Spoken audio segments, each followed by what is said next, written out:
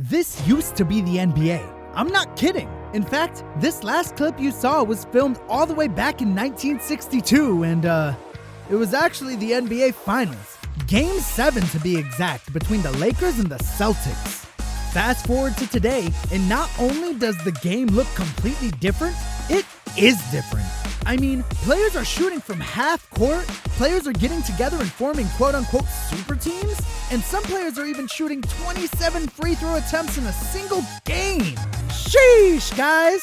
It's crazy how players are so good that the game actually changed because of them. It's literally like they created a glitch in the Matrix during the 90s and early 2000s.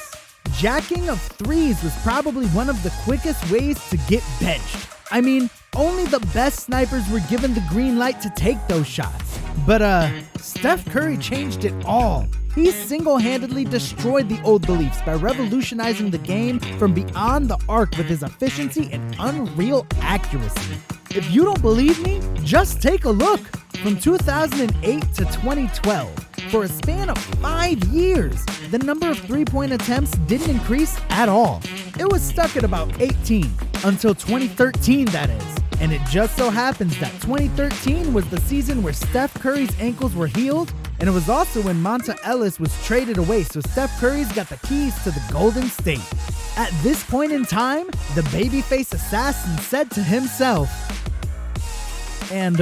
following his soliloquy, Steph's three-point attempts increased from 4.7 a game to 7.7 a game the following year to about 12 a game where it is now. And look at the rest of the NBA follow his lead. The NBA as a whole went from shooting about 18 three-point attempts per game in 2012 to 20 per game in 2013 to 35.2 per game in 2022. It practically doubled. I mean, how insane is that? Now, some may say this is just a coincidence, that Steph was just surfing amidst this wave of a three-point revolution. But the fact of the matter is, it was the other way around, because Steph was the actual wave itself that started this whole three-point shebang, and everyone had no choice but to adapt or get left behind as a result of this three-point revolution, which was spearheaded by Curry. Offensive and defensive philosophies had to change as a result. Basketball was changed forever. Anyway, guys, aside from the three-point revolution, another change happened pretty recently.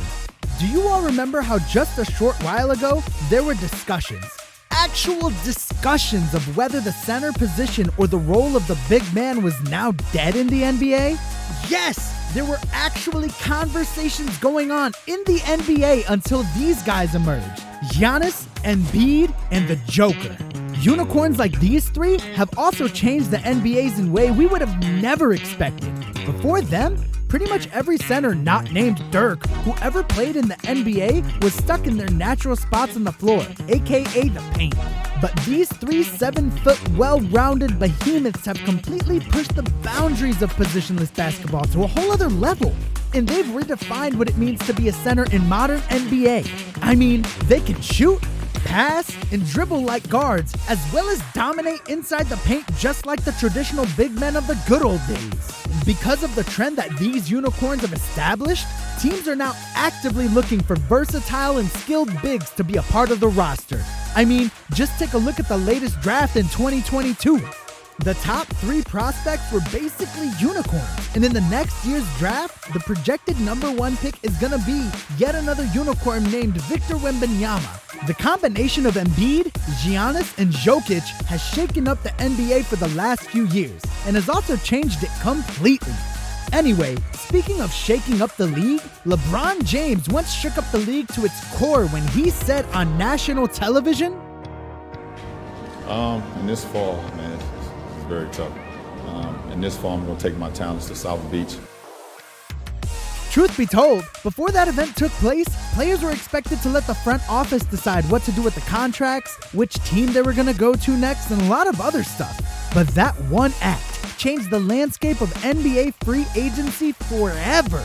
Players became more empowered. They started to control their own destiny, and because of that decision, the best team in NBA history was formed, which, funny enough, blocked LeBron's road to another championship at the time. Anyway, guys, here's another player that changed the game from both inside and outside the court.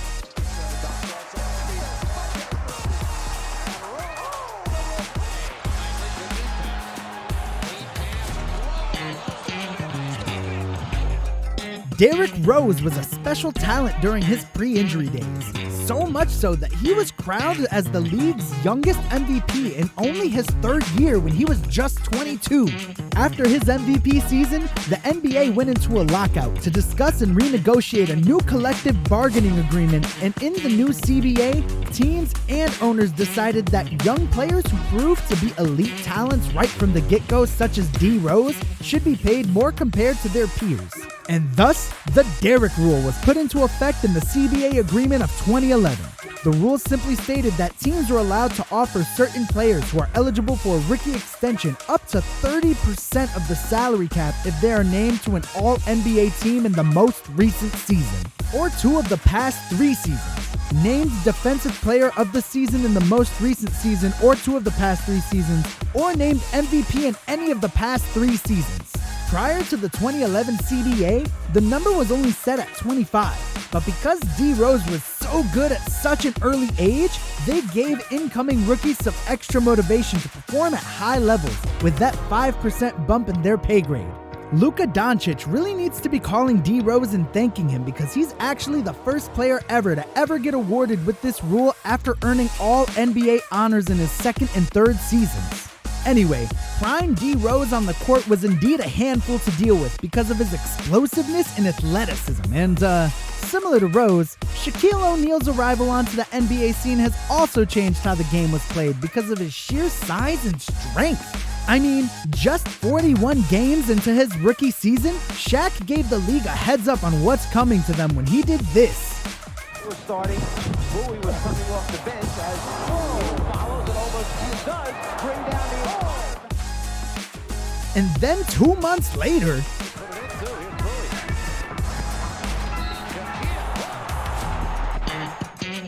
ripping down rims and breaking backboards was not only bad business for the NBA, but it also spelled disaster for the players on the court. Because of Shaq's crazy obsession with shattering innocent hoops, the NBA made their backboards Shaq-proof by reinforcing them with high-quality materials to prevent this kind of unwarranted mess from ever happening again. This wasn't the last time the NBA had to change something because of Shaq, however, because some years later, Shaq continued his tour de force, but instead of breaking rims, Shaq began to punish human flesh in the paint pretty bad. Teams were finding it literally impossible to contain him because of the illegal defense rule, which pretty much meant that everybody had to play man-to-man defense and that zone defenses were illegal.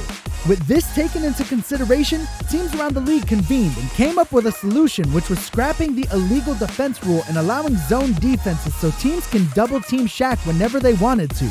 But as it would turn out, the rule change didn't have that much of an impact as Shaq continued to dominate, and he actually ended up completing his three-peat the very same year the rule change was put into effect. Anyway, before Shaq terrorized the league, Wilt Chamberlain was the Shaq of his time, and he too forced the NBA to change a ton of rules. Wilt Chamberlain entered the NBA in 1959 and immediately made his presence felt. The man was known as the Big Dipper and was simply an unstoppable force. Standing 7'1", no mortal man can match the physique of Chamberlain, as he could just softly lay the ball in the hoop with little to no resistance at all because he was just too dang big. From 1959 to 1966, Wilt never averaged below 33 points per outing, and he also never had fewer than 22 boards a ball game. Anyway, guys, have you ever wondered why players have to remain behind the foul line when taking free throws? Well, according to accounts, guys, Wilt Chamberlain was so freakishly athletic that without even a running start, he was able to jump from the free throw line and dunk the ball.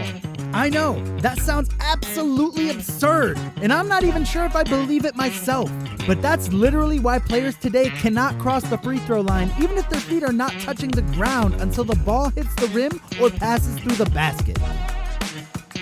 But anyway, since we talked about free throws, remember when James Harden was so good at getting to the foul line that NBA executives quite frankly literally got sick and tired of it to the point where they changed the rules?